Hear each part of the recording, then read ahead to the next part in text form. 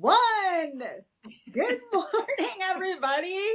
I would say Jane, but today is our first podcast pilot 6.0 that, in fact, we have a guest. Krystal Coates, aka Sis, has joined us this week to help us figure out the technology and just the dynamics of having somebody else on the episode and being able to kind of talk through and make sure everybody's sharing when speaking. That's for Jenny. And I don't know what else, to be honest. But anyways, we're so happy to have her. Yeah, thank you guys for the invite. I'm thrilled to be here. So thank you. Yay. Sis, how was your week first? Yeah, the week is a lot better than the past couple weeks we've had. I know that Jane had the hurricanes that were rolling through. Yeah. But fortunately we were good where we live. And then my dog had to have surgery. Oh my goodness. And my partner is out of town. So, but this week has been much better. I also did get a new position. And so I'm still in the grind of getting in there and going through the process. But yeah. Well, that's hella cool. Every day it's getting better. Yeah. Awesome. I love that. That's amazing. I love seeing people move up. Exactly.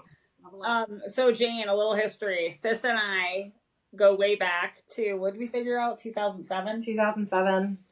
So Jeff and I moved into the Goose Creek, the city of Goose Creek, off of Liberty Hall Road, and our cul-de-sac, Krystal's mom, LaDonna, and her husband, Joe, also moved in. I think we were there first, but maybe 6 months after us, so that we moved in, gosh, it was September of 2006, because Brody had just turned 1. And so when they came into the neighborhood, Sis was finishing up college, or what were you doing? I was just getting into it, yeah. So I was, I think, in my first year of college. Oh, yeah. And because mom had the 2 separate litters, me and the 2 boys, and then she had the 2 younger ones. I decided I wanted to move closer to mom and see my little siblings, kind of grow. So. Oh, yeah. So Gabrielle, her youngest sister, and Brody are the same age, born in the same month. And actually, for a short period of time, LaDonna babysat Blake and Brody while they were little before. Well, actually, it was in between daycares. So, anyways, Sis and I hit it off almost immediately because we had very similar tastes in music. Yeah. Janis Joplin, I think, was our in between. Also from what we refer to as upstate New York, but it might be central. I don't know. I get them confused, but I say upstate. Were you near, you were Utica? Camden. Utica area. Yeah. And we were Syracuse, Weedsport area. So anyway, also we had those roots, within us. And then, I don't know, Sis is just hella cool. So we've hung out ever since. We actually crossed career paths for a minute. Yeah. She worked with us, me and Jeffrey, back in the day at our first company, and it morphed into 2 other companies, and then you found other opportunities. So anyways, we have some history here, and what we've realized was age ain't nothing but a number, because we were besties. Nice. So yeah, well, awesome. Guys, let's get into the random question generator this week. Let's do it. Okay, so what story does your family always have to tell about you? Sis, would you like the spotlight first? Yeah. Yep. Okay. Rip the Band-Aid off, because they have to be funny. This one's a little embarrassing, Jane. So, there's a many that could happen here, but specifically, and I think only because there's so many people involved with family being there, but my brother was being potty trained. And so at this time, every time you go potty, we kind of pick him up and we'd bring, if I had to go to the bathroom, he'd watch the process and how it worked, to get him acclimated, or at least that's what we did. So makes sense. I had to go to the bathroom so bad. And it wasn't a number 1. Let's start off there. But so I pick up. Also happens to every human. I pick up my brother and I'm like, come on, buddy, we gotta go to the bathroom. So I pick him up and it was the downstairs bathroom, but it was kind of an emergency. So I run into the bathroom, but I didn't realize that my sister, who was a year older, was playing in some water and it was on the ground.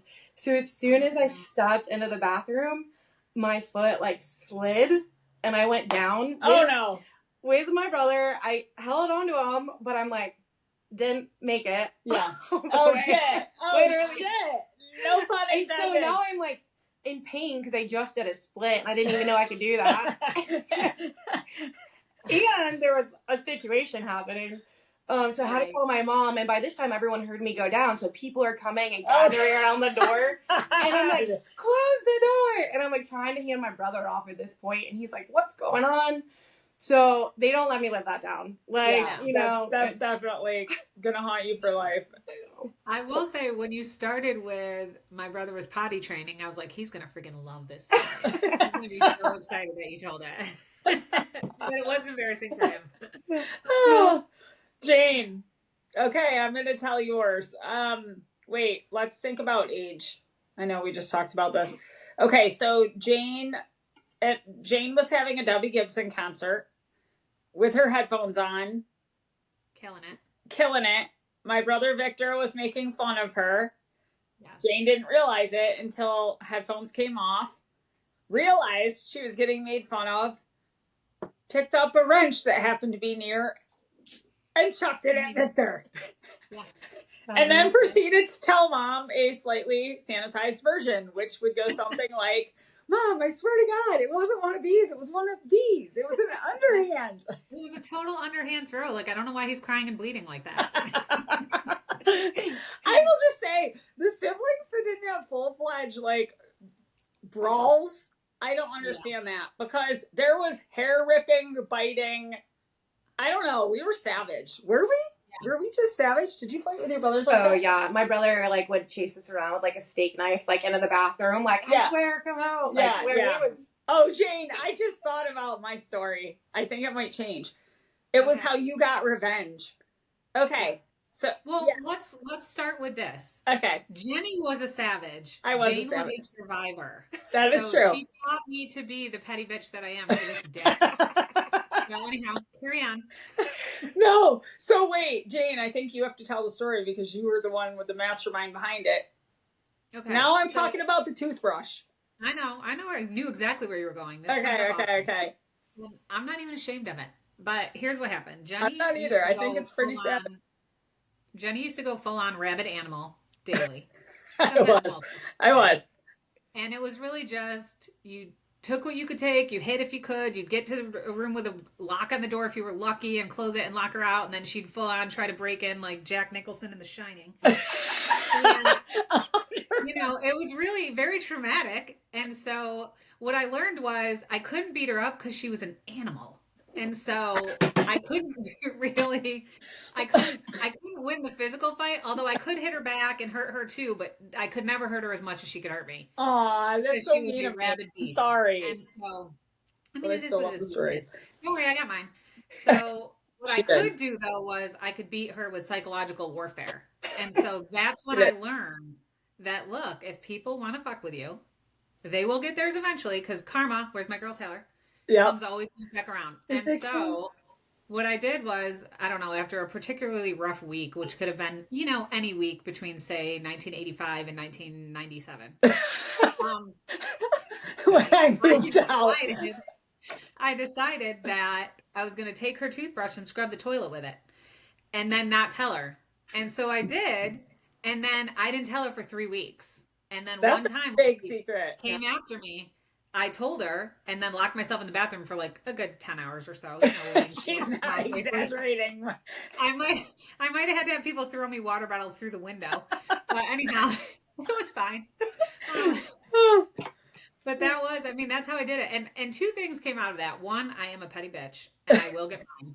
But 2, the other thing that came out of it is Jenny's rock hard immune system. You're welcome. It's so true. Jayne, I love that story, and I'm glad you got even. I wasn't petty. Yeah. Well, I wasn't petty. I was just a fucking raging bitch. No, you were a freaking full-fledged savage. Why was I so physical? Where did that come from?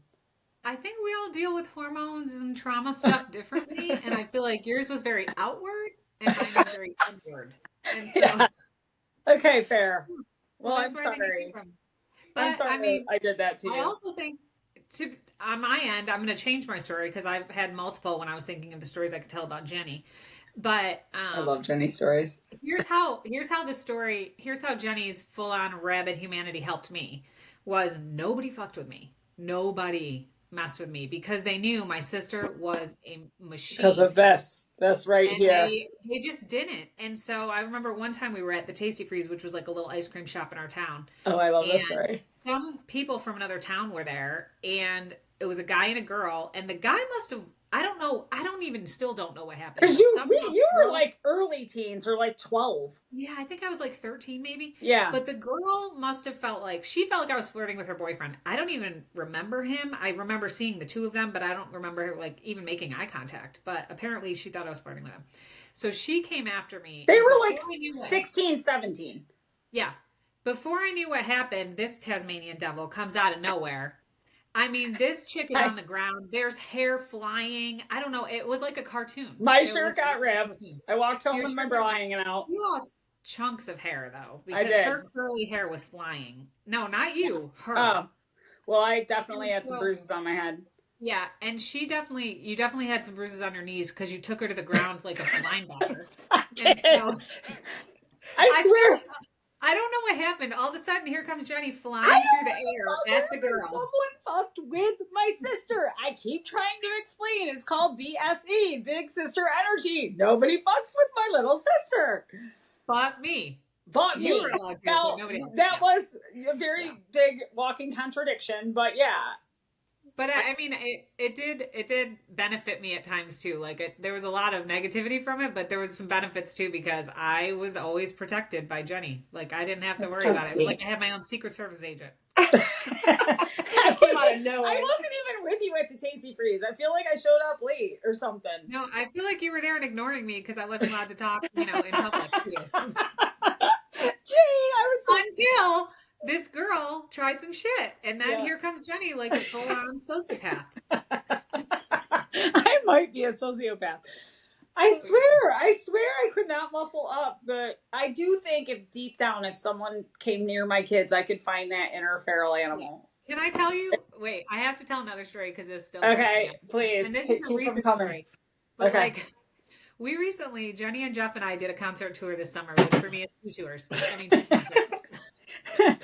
But we went to, who was it? First we saw Alanis with Joan Jett. That was the second concert. Oh, then we saw Steve Miller Band, Def Leppard, and Journey. Okay, so during Journey, I don't know. Oh, this is fucking you might be a little young for this, but you still know because you watch 80s movies. So I think. But they play like a couple of songs that I call them prom songs, like Faithfully and Open Arms. She knows all that. Yeah. She knows all that. Prom songs. Yeah. And so there's like 2 songs, or there's a handful of songs that everybody knows, but there's those 2 are like super like prom songs, and they bring back all the prom feels of like, oh my God, high school crushes and all that kind of stuff.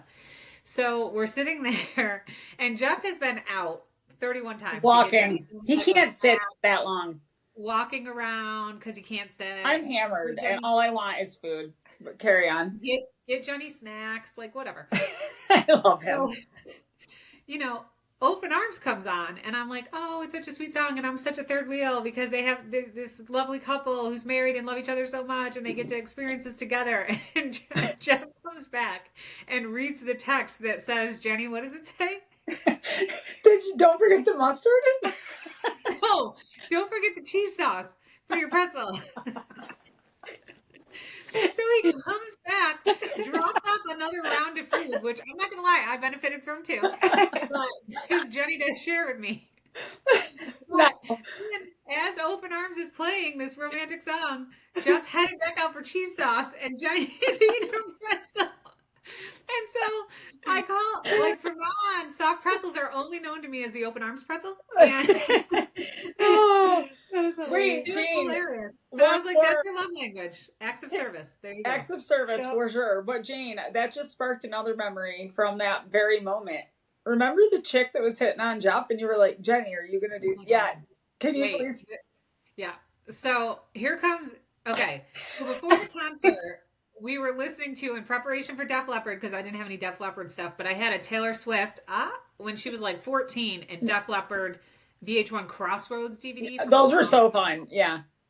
So I put that puppy on, and there's one song, Hysteria, or one of the songs from Def Leppard, and she does this move where she just like moves her hips back and forth, and she puts her hands like this, and she just goes back and forth like the whole time. So we were all practicing it. Yeah. Jenny, Jeff, me, and Terry, and I was like, when this song plays, we're all doing the Taylor Swift move, and we had a whole plan.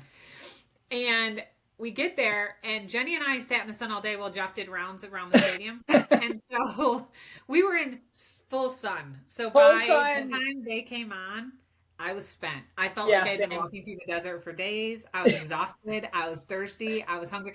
I don't know why. Everything hurt. And I was just, I couldn't even. Stadium seats.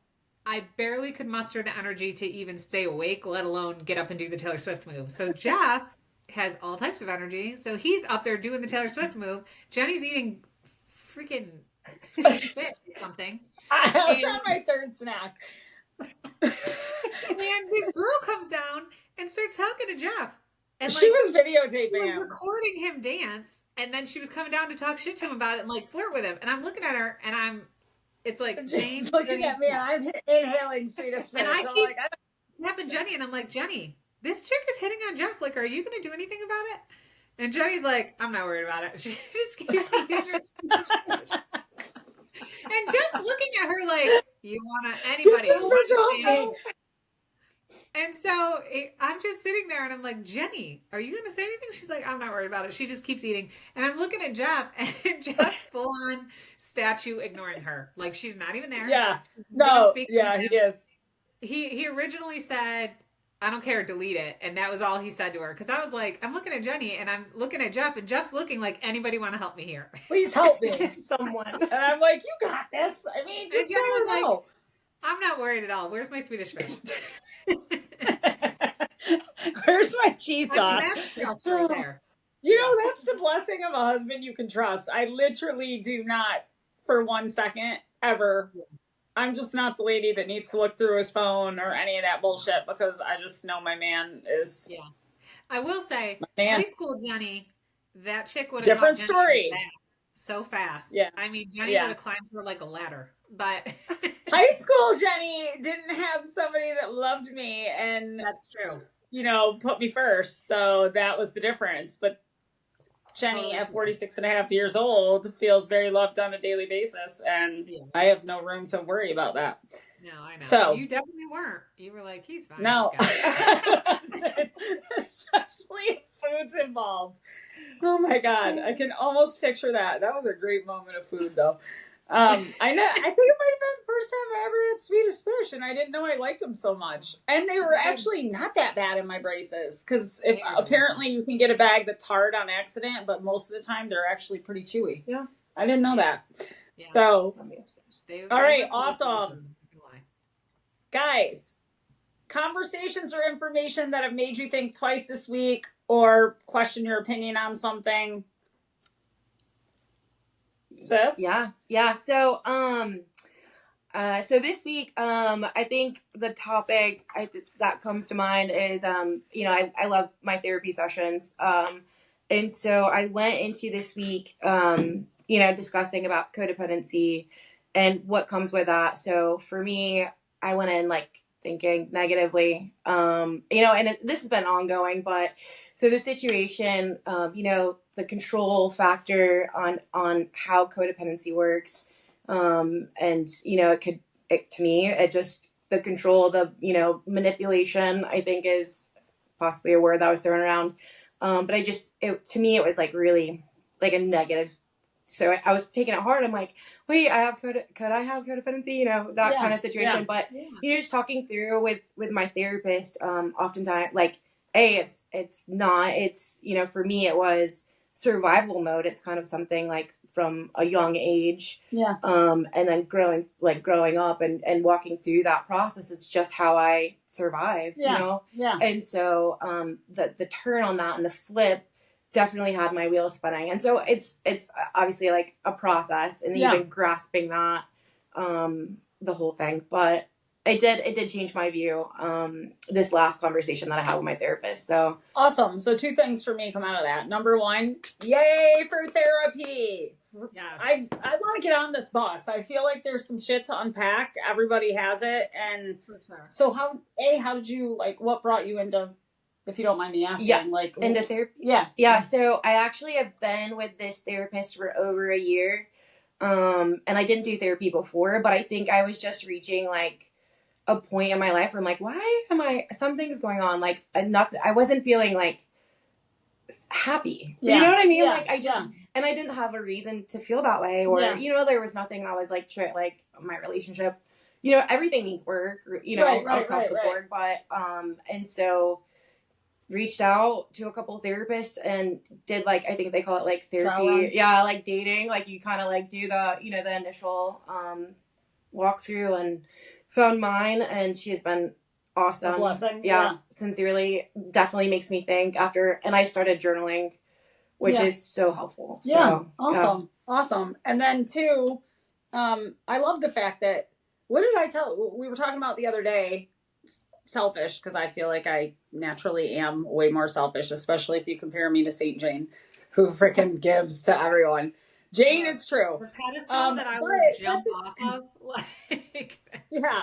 The thing is, selfish isn't a negative thing.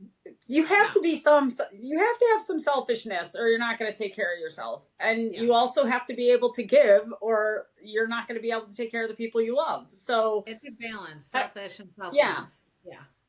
Exactly. I think it's funny you're using the word selfish, because I actually use that often. And my therapist at one point is like, why do you keep using selfish? Because you're not being selfish. You were taking care of your needs. And she uses the cup, like, if your cup is empty and you keep giving, you need to keep it full for yourself, and then you can give what you can. So I don't think it's selfish if you're taking care of you and your needs. I think that if selfish might be the right way to describe the behavior, selfish can't be that bad then. To me, it can't be a negative thing. Now it can become a negative thing, but I think there's something to not using selfish as a negative word, but as a word to describe the situation. I feel like I see what you're saying. I can own that.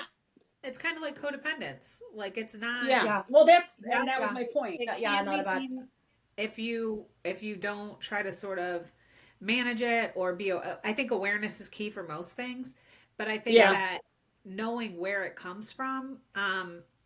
The other day I was watching some video on TikTok, because all these videos come up all the time, and it was talking about how we promote in our country, in our lives, in our churches, in our respective environments, we promote this, like, she's so strong, or he's so strong, or they're and the thing is that that's great, except it comes from trauma. Like as independent as I am is because I have to be, because I've had to be. Yeah. And so I think that's the piece where it's like, that sounds like a really positive thing. And it is. I wouldn't necessarily change it. But if you think about where it comes from, things like, I think it was one of those things where it was talking about, if you have an independent female in your life, recognize she wants you there. She doesn't need you there. And the thing is that I would say that's accurate, and that's probably not great for a relationship, that the other person doesn't feel needed by you, that they just, but you could also look at it, depending on your perspective, as, but she 100% wants you there, or you wouldn't be, because she doesn't need you. She can, exactly. She can figure it out through all her trauma and all of her life experiences. She's figured out how to do stuff on her own. And so if you're there, so I think I often wonder, and I try to I've had this conversation with men before, because I'm incredibly independent, and I can do anything on my own. I know I can, and so, but I think it's because I've had to. I just haven't had a situation where I felt really supported by another person. It was more some support maybe, or at times support, or the good and the bad of relationships. But I don't feel like I've ever been in a situation where I could fully let, like, okay, I don't have like to me with Jeff, because there's somebody else there that will pick up. Yeah. I feel like I always am. And like you were saying, sis, I think it's survival mode. You do it because you have to, not necessarily because you want to, or because you feel like it's this great thing for you. It's just, you do it because you have to. And so I think perspectives in our country are changing, I think, on some of this stuff. I 100% agree that therapy could be, and you have to find the right therapist, because some people, I think, have tried and that's garbage. It's not for me. And it's like, no, that was just not a good fit. you have to find the person you're looking for. At one point, I thought I was going to be a psychologist, and then I learned tough love isn't for everybody. So apparently that's not my jam. So, but I do think that, there's huge benefits from that.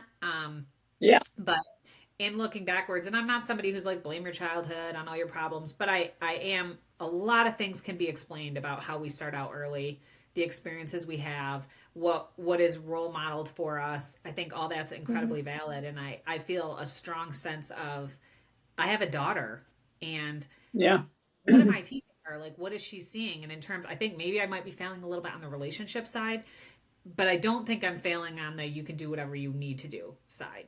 So I wish I'm looking for, I guess, when we get to the part where we're talking about things that we're trying to improve about ourselves or things that we're trying to work on, that's something that I'm trying to work on, is more of a balance, less of a like, just take on everything on your own, and then you don't have to worry about if somebody else doesn't come through the way that they're supposed to, or the way that you need them to, or you might want them to. Yeah. Jane, I love that. Yeah. And I don't think that you're failing on the relationship side, because, again, and not to bring it back to me, but here I am being selfish. But I just think about, I think about me as a teenager, and like I literally had and it was terrible the way I was to mom, but like I could not let mom into any of my worlds.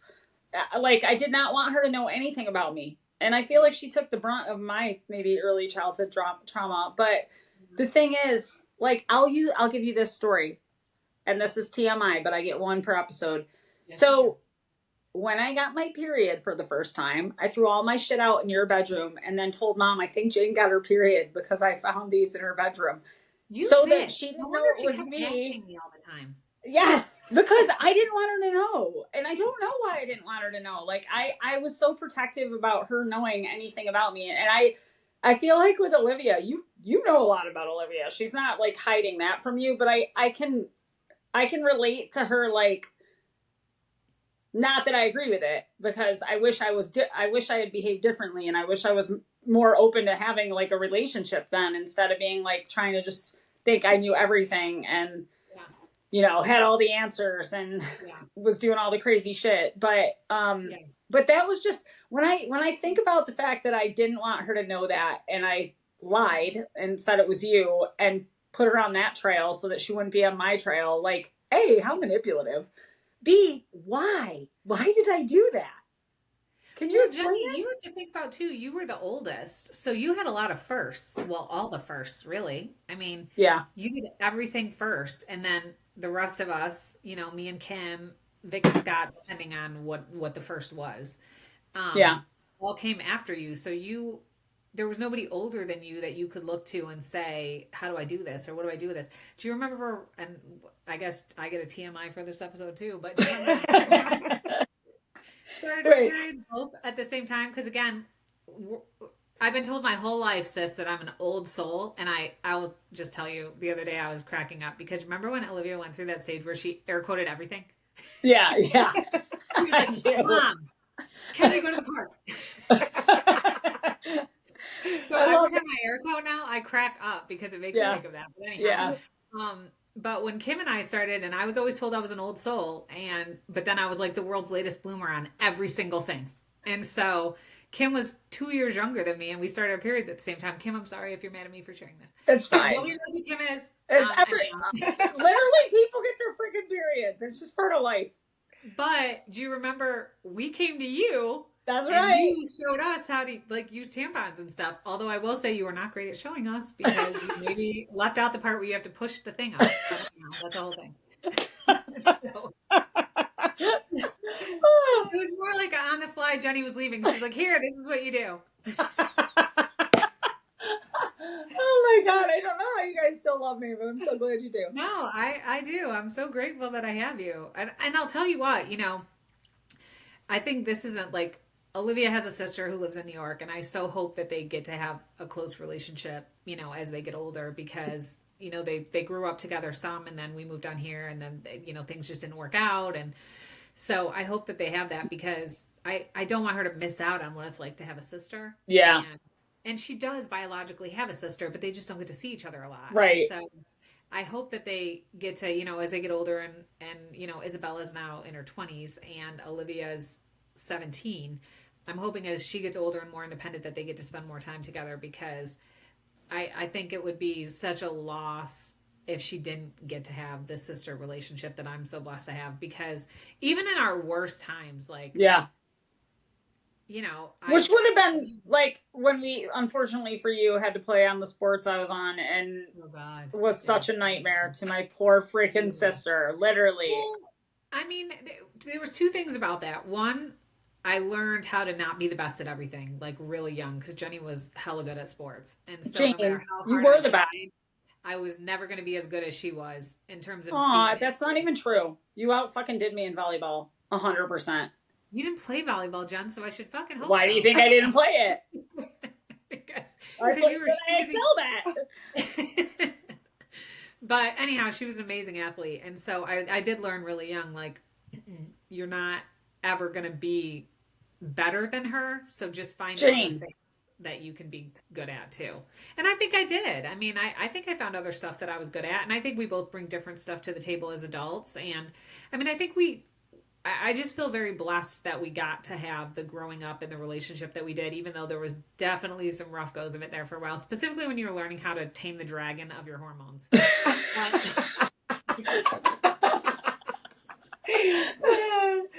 the rest of the time... Have I learned how to tame the dragon? I don't quite know if I have learned. I think you have, although every once in a while when you give a jump kick, I know the dragon's coming out. And then the dragon's here. The dragon is here. I'm like, everybody take cover. Just give her a few minutes. That's hilarious. All right, Taylor Swift song. We've figured out when we have a guest on our show, we would like the song to be their song, because that is only fair.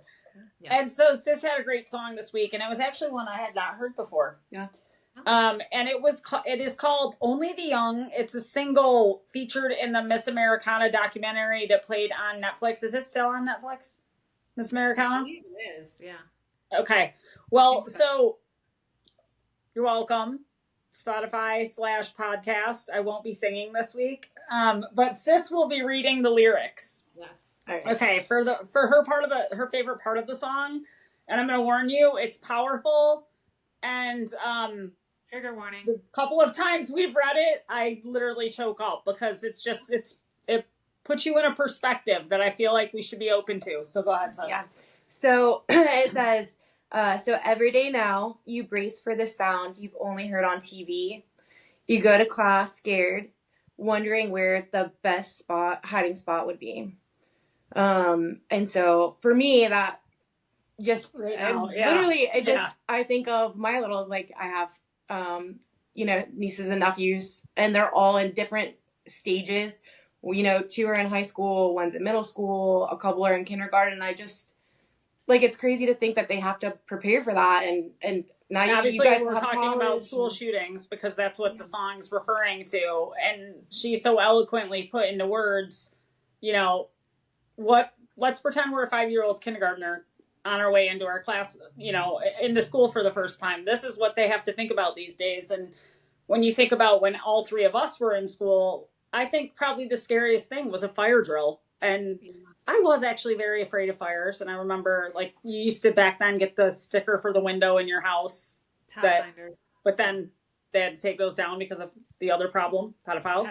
But anyway, so, and I was afraid of that, but can you imagine nowadays just the up level of fear and it being an everyday thing to have a drill and have to think about that? Yeah. And I think it's so normalized at this point, but so I think we all feel for the places that have the school shootings. We just had one that was about 25 minutes away from here, which was freaking terrifying. And then there was all this talk about, was it a group of kids, and there was some type of text strand, and other schools were brought into it, including Olivia's, and they had to have all this extra police presence. And I think that, the places where the school shooting happens, without a doubt, trauma, families, people, kids, teachers, everybody. I mean, just everybody. But I think every school at this point goes through trauma daily for that, because you're waiting for it. We're doing drills about it, we're planning for it. how to protect yourself as best you can. I mean, it's crazy to me. I have to take, when I worked for the state of Georgia, I had to take active shooter trainings. And because disgruntled people sometimes come in and do things. And so it was like, I would tell you, first you run, then you hide, then you fight. Those are the 3 that you're supposed to do. And I think, that it's so traumatizing just to even think about the soft lockdowns. Well, I'll get an email from Live School or something that they're in a soft lockdown because somebody's walking around on campus that shouldn't be there, or that they don't know is why they're there. And it's like, that's traumatizing, even when it doesn't materialize, thank God, into anything. Right. So I think one of the things, and I think I say this every week, but one of the things I love so much about Taylor Swift is the way that she uses words to make real impact. And I think that even though this wasn't one of her biggest hits, and it's definitely a downer kind of a song, the words that she uses, but with a beat. What? It had a beat. It had a good beat to it. Yeah, it did. But I think she's talking about real stuff, and that is something that we deal with here. Unfortunately, it's a very American problem, and it's something we deal with here. And I wish we could figure out a way to not make it political and just deal with the problem so that our kids don't have to do active shooter drills and worry about being, killed at school. And parents don't have to worry about sending their kids there. Yeah, I know. Yeah. So great song. Yeah, and I threw it into my, all the Taylors that every time I hear something I don't know, because I don't know it all, I just add it to my playlist. Yeah. And then, she has so many. When you think about, like, even if you just know the hits, like the radio hits from every record, that's a lot of songs. But like all the others, and then the ones like that she wrote and other people performed. And exactly. Ooh, speaking of Taylor though, so my friend Mary Kate is in New Orleans with her mom this week. They went last night and saw the Eras. She actually has had the privilege to see the Eras twice. Pre-Tortured Poets Department, post-Tortured Poets Department, where they added that section. And so the first night they were there, they were getting acquainted, and she took a video of, I forget the name of the street in New Orleans that's like super famous and everyone knows it but me right now in this moment where I need the name of the street. What is it? Bourbon Street? Isn't that New Orleans? Bourbon. Yes, that was it. Thank you, Jane. And that makes sense. So anyways, Mary Kate was up in a window and took a video, and it was the entire street jammed with people.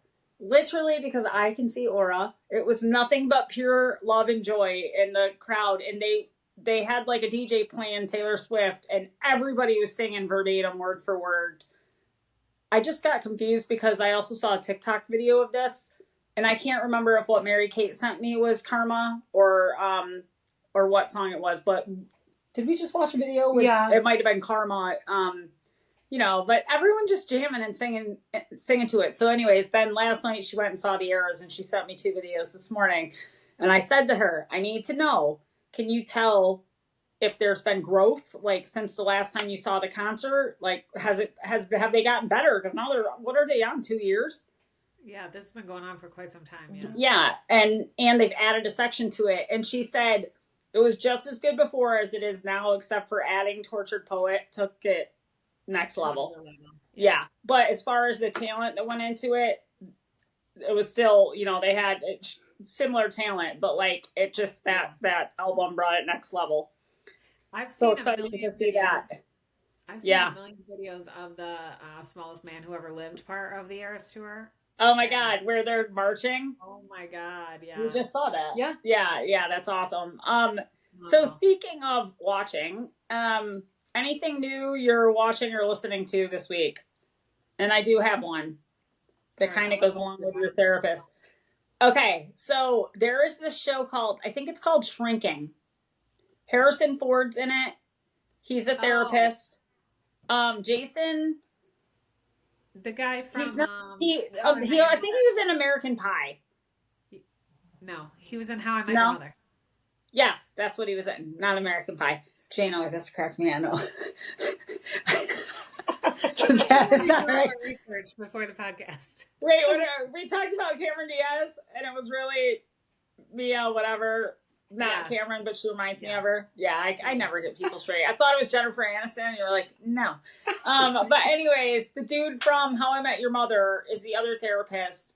Season 1 was already out. Season 2 just came out. We watched season 1. Me and Jeff. The writing in this show is beautiful. Beautiful. Okay. Just a little premise, like for season 1, what had happened was he had just lost his wife to a drunk driver. He has a teenage daughter who was coping with the loss of her mother. The wife's best friend is also a therapist that works with him. She is fucking hilarious. Like I love everything about her sense of humor. Jane, it's like delivery of the one-liners is perfection, but she's got a slight X-rated level of comedy that I love. Anyways, the whole dynamic of the show is wonderful.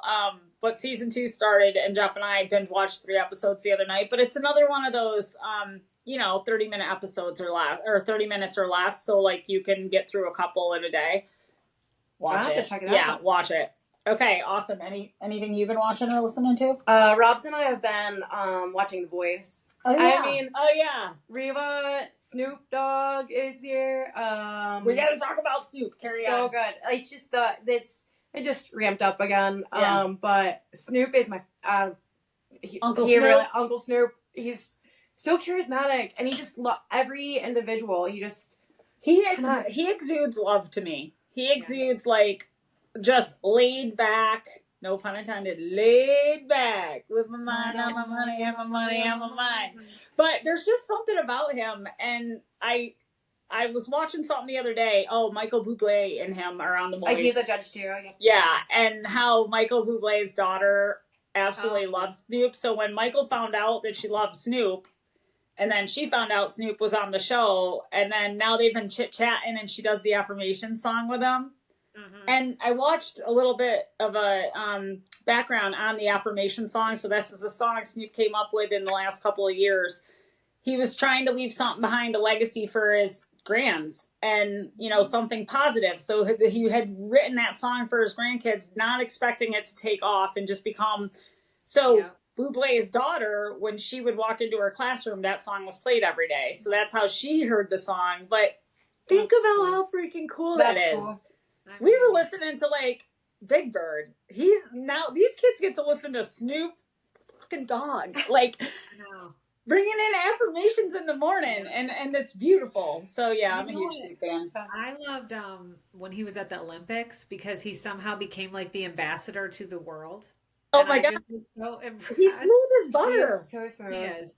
Yeah. Yeah. I think it's because he really is what you see is what you get from him. Like he is a pure soul. He's not two people depending on who's in the room. No. And I also loved the stuff with him and Kevin Hart when they were like doing this, like they did a bunch of videos about the Olympics where they would be talking about different things. Yeah. Like the horses and stuff for the equestrian. It was hilarious. If you haven't seen them, you got to look them up. I do also love that Snoop and Martha Stewart have such a good friend. They have a legit friendship. That's not fake. That is 100% authentic, genuine. Yeah. Yeah. And cool I think it seems like he's loving Reba too, is what I loves. Oh, how can you not love Reba? Again, just a genuinely authentic soul. Yeah, he was talking about her on some talk show about how he just adores her. Yeah. And you can see it too. Like their connection. I might have to watch The Voice. I've never watched it. Robin has watched it, and so I just last season got into it a little bit, and so this season I saw Snoop was on. I was like, all right, and Michael Bublé, like, let's do it. Yeah. Let's do it. Okay, I'm gonna have to. That'll be something to catch up on. I have such a hard time with the cringe factor of people that are not great singers. I know. Yeah. No. Why are they not? So they have to like try out. Like they have to get like a chair turn. So like if they don't turn the chair, they weren't good enough. Which I agree. It's I can't with the cringe. And then the other thing is for the people who are really, really good, and then they get some level of rejection. I like the heartfelt tears that I feel for the lump in your throat. Yeah. I feel. But they still made it on the show. Yeah, I know. That's still amazing. When I watch it, I think I say this every time I'm watching the show, but I'm like, they're so brave. Yeah. Like to get up there and they're really putting themselves out there and they really believe in themselves. I'm like, that's pretty confident. Yeah. Like even, you know, if they get so far, I'm like, good for them, you know? Yeah. Yeah. Exactly. Yeah, for sure. All right, ladies, let's see. Promise you have or are going to make and keep to yourself for the week, or progress on a promise you've already made. Let me know what you're thinking, Jane. Sis? Mine is, I'm still working on the same stuff that I've been working on, just keeping up with my exercise. And I feel like I've been doing pretty good with that. I missed a couple days last week. So here's the thing. My machine, if I do it 5 days in a row, my legs are so tired for some reason. Yeah. Even though I'm only doing 30 minutes of it. From the sprint stuff, my legs are Yeah. so tired that, and I'm up to level 10. So I used to be on level 1 forever and I didn't realize I could change the level. But now that I'm up to level 10, it's like running through mud a little bit. And so that 30 minutes, like by the 5th day, I have to take a rest. You need the weekend. Yeah. Won't go. They're like, no, Yeah. we're done today. We're not doing this. And so I feel like I've been doing all right. I took 2 days off last week, but I'm up to 4 days in a row. So tomorrow will be 5. Then I'll take a day. And then I'll take a day that I have to go into the office because, you know, yeah, it's easier. Yeah. But I feel like I'm doing all right with that. And then the giving myself grace, I mean, every day that's a challenge, but I'm trying really hard. A struggle that we're working on. Can we just talk really for a quick second about the color coding that's going on here that we did not want? This was not planned. I love it. And I feel like, yeah, I love it. It looks like you guys twinned, but not. And last night, Sis was telling stories, and Brody grabbed, like, he grabbed me like this. He was like, Mom. And he pulled me back, and he's like, you and Sis tell stories the same way. She goes, here, here, here, here, here, and then back here. And he goes, I don't know how y'all do it. But see, I follow Sis's stories, and she follows my stories. Right. We tell That's stories the same way. Like, we need the details, boys. Like, quit skimming on the deeds. So any detail could lead me to something else I meant to tell you that was really important as well. Exactly. You know. So stay with me. Yeah. And if you can, I'm sorry. That's right. How about you, Sis? That's hilarious. Yeah, so I have been working on listening to my gut. Ooh. And recognizing not just my gut, but also like if I'm stressed at work, like the physical signs. So like I've noticed like in my neck, like I'll get, I get like when I'm done with the meeting and, you know, it's super tense, I'm like, relax, like go for a walk, like take a minute. So, and just listening to myself and learning what that means. Cause you know, you gotta pay attention. Exactly. To get it. So that's where I'm at. Yeah. For sure. So I've actually been working on this happened in the last couple of days. I think I've set my first real set of boundaries that I've stuck to. I don't feel guilty about because I know I'm doing what's right for me so I can be better for everyone else. And so this week to come, I'm going to work on not letting myself reel that back and just sneak one more thing in and blah, blah, blah. Like when my boundary is set and I am sure of it, that I actually stand my ground, and not because I don't want to, you know, do the other things I need to do or whatever, but because I've set a boundary because it's what's safe for me. And it's what's going to make sure that I can give my best to, you know, whatever it is that I need to give my best to. And I just feel like sometimes I overdo it. Actually, a lot of times I overdo it when I really look back and say to myself, like, you know, living off 4 hours of sleep. And what are you doing? You're not going to keep yourself healthy if you do shit like that. So I'm proud of myself. And that's what I'm going to work on this week. I'm going to continue to maintain boundaries. Do want to report in that this past week, Jeff and I swapped out yoga for walks because we got outside 4 days this week outside of our like habitual solo workouts, and we like took some strolls around the neighborhood. They weren't super intense or anything, but it was just like outside, perfect weather. It wasn't that hot heat. It was like nice and yeah. So, but I didn't do 3 days of yoga. I did that instead. So the other thing I'm working on is that you can't do all the things. Like you can't do all the things every day. So there has to be substitutes. There has to be exceptions, and you have to be okay with that. And I feel like maybe even 2 weeks ago, I wouldn't have been able to say that out loud. I'd be trying to figure out the way to just fit it all in. And then again, I'm overdoing it.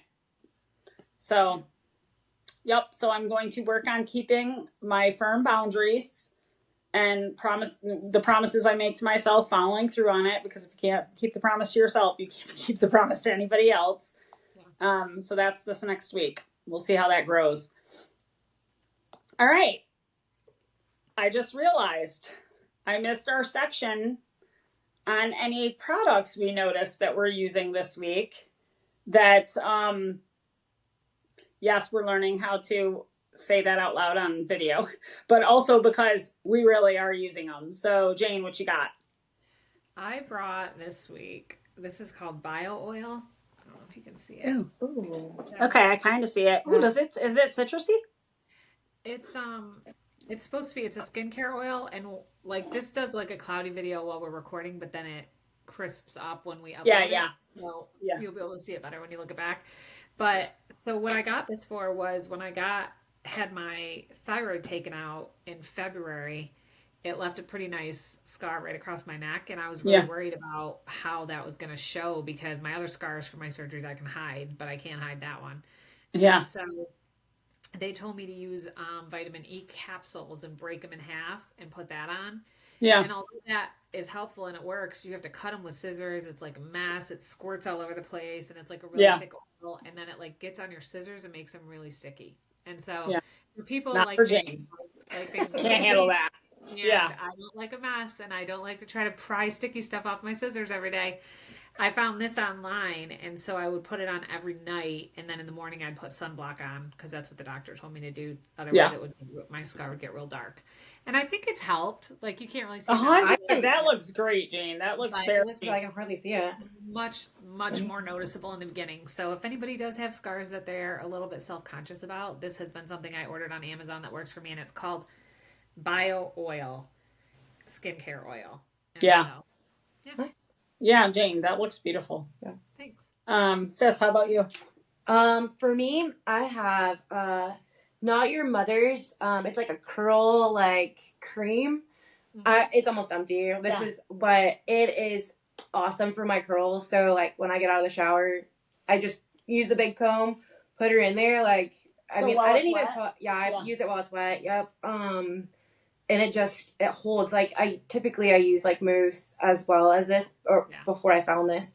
Like, I would use mousse and some hairspray and try and get the curls. They get kind of crunchy. Yeah. But with this, it's like... I might have to try that. It's really... Because I'm doing mousse. Yeah. Definitely give it a go. It kind of... Okay. I mean, this is... Yeah. It's kind of a mess, but... It's adorable. And I brought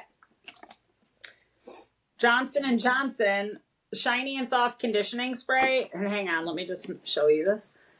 So in dry hair, this is detangler. Sorry. No, you're okay.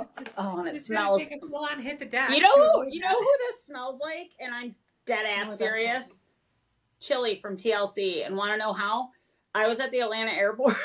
There was such a subtle drop. How do you know this? Okay, I was at the Atlanta airport one day. Chili from TLC is literally, I'm with the two Daves, Dave Corley and Dave Haydu, my boys.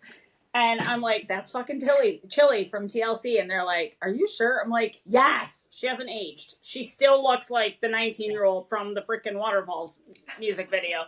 So anyway, I'm like, actually, if I recall this correctly, which I might have switched in my head because I like to recall things the way I like to recall them, but I'm pretty sure she said something to me first, and I might have looked super cute that day, and she told me that.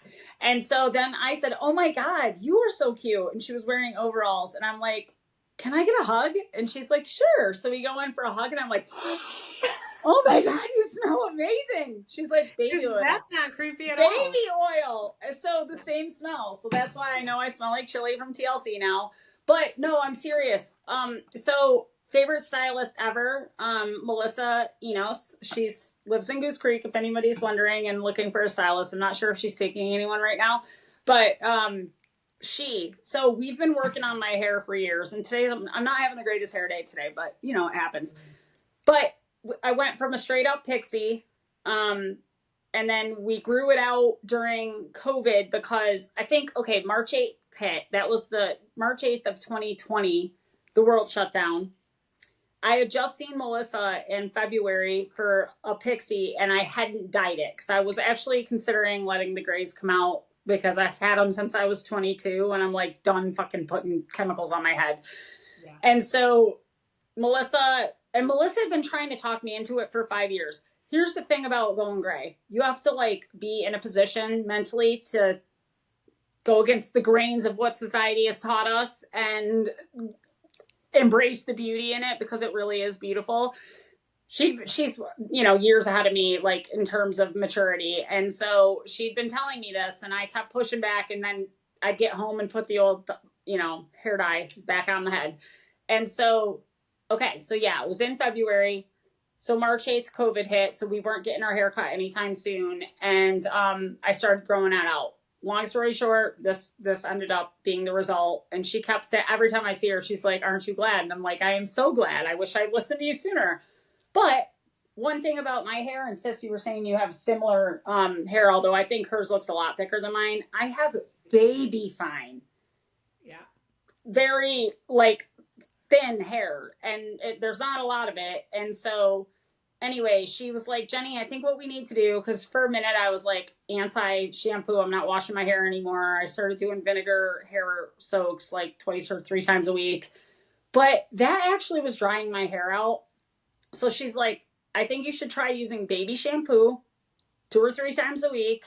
And then this, like when you get out, use this, use a comb, like the big detangler comb, not the skinny comb.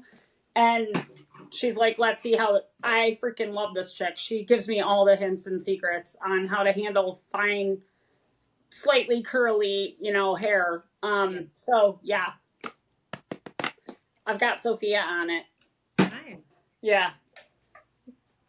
Yeah. So, okay. What's next here? Quotes for the week. Let me see. I'm looking at my little, yep. Quotes that have moved you or you'd like to share. Oh, but hang on. I noted something that I wanted to tell the world. Okay, so I realized when we do this section every week that we're actually memorializing these quotes or the words that we're saying. And I personally feel like when you write shit down, I have quotes everywhere and I can't read my own handwriting. But when you write shit down, words pack a punch and they matter. But the intention of actually writing it down sets an intention in the universe. And so anyways, I feel like this section is just an essential section of the podcast because it's forcing us to memorialize, these powerful words, and they make a difference. Yeah. Okay. So I'm going to tell you mine. Okay. Then and I'm going to tell you mine, and then I hope Jayne lands this joke because I told Jayne mine, and Jayne landed a fucking hilarious joke. My mantra, right, has been, I am, I can, I will, I do. And that's from Christine from Peloton, and I love that. And, I still go to that. But Olivia from Peloton this week, and then my friend Dina and I have been riding together.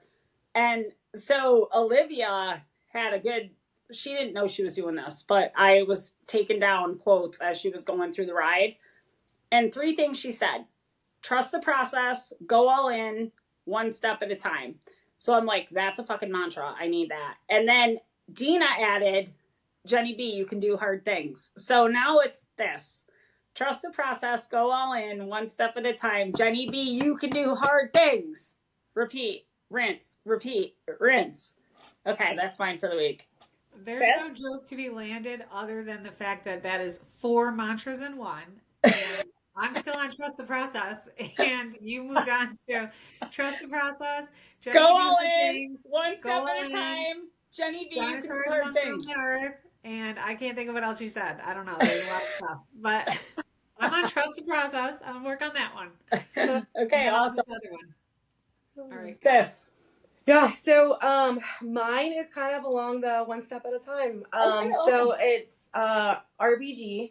Ooh. So, did I see RBG? Yeah. She's in every room in the house. Jayne has her too. She goes with her colors. I love it.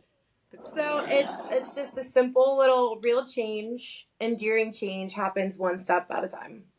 And I'm learning that and believing that process. For real. I'm with you. So. Yeah. It I is. love that. And I love RBG. I have t-shirts, and every time I wear them, no matter where I go, I get compliments always. That's Because awesome. RBG was She's super a freaking legend. old. Yep. She's a legend. I love her. I have one that has that says calls her Notorious RBG. Yeah. Yep. Yeah. Only the cool kids get that, but it's a good one. Yeah. So mine AKA is, Notorious B.I.G., but no, it's RBG for the cool kids that didn't get it. Okay, carry on, Jane. Carry on. thanks, Jen. Okay, so mine is just another one of the wall hangings that I have in my office, and it says the courage of integrity, and it says the highest courage is to dare to be yourself in the face of adversity, choosing right over wrong, ethics over convenience, and truth over popularity. These are the choices that measure a life. Measure the path of integrity without looking back, for there is never a wrong time to do the right thing. Woo! Love that. 100%. So Nice job, Jane. Yeah. Sis. All right, guys, we survived our first podcast with a guest, special guest, sis. Thank you so much for joining. Oh, I love you so much. I'm giving you a hug from afar. Big virtual hug. P.S. This is Vance Joy. Anybody? What's the name? What's the Nation of Two? Great album. If anyone wants to hear it. Brody says it's core memories because I forced him to go to Dunkin' Donuts every day before school. Get him to school 5 minutes late while we blasted Nation of Two. And he's like, I'd have to walk in late, and my mom would open the door, and it would be Nation of Two. And anyways, he knew every word to the songs as we were listening to it on the way here. And he was telling Sophia about that memory, and I was like, I'm so sorry I made you late every day. And he's like, Mom, no, these are good memories. These are memories from my childhood. And I was like, Aww. Also, I shouldn't have made you late. That wasn't a very good mom move. But you know what? Moms aren't perfect. This is our first time on Earth, too. Right. Every day's a new day. That's right. All right, Jane. Well, love you. I hope you have a great week. We are off to pickleball today and then some Murray Hill Halloween fun festivities. And tomorrow, Green Bay. Jags. All right. Yep. You guys enjoy. So it's going to be fun. It's been real. Yeah. Love good talking you. with you. Good Bye. talking to you. Bye. Bye.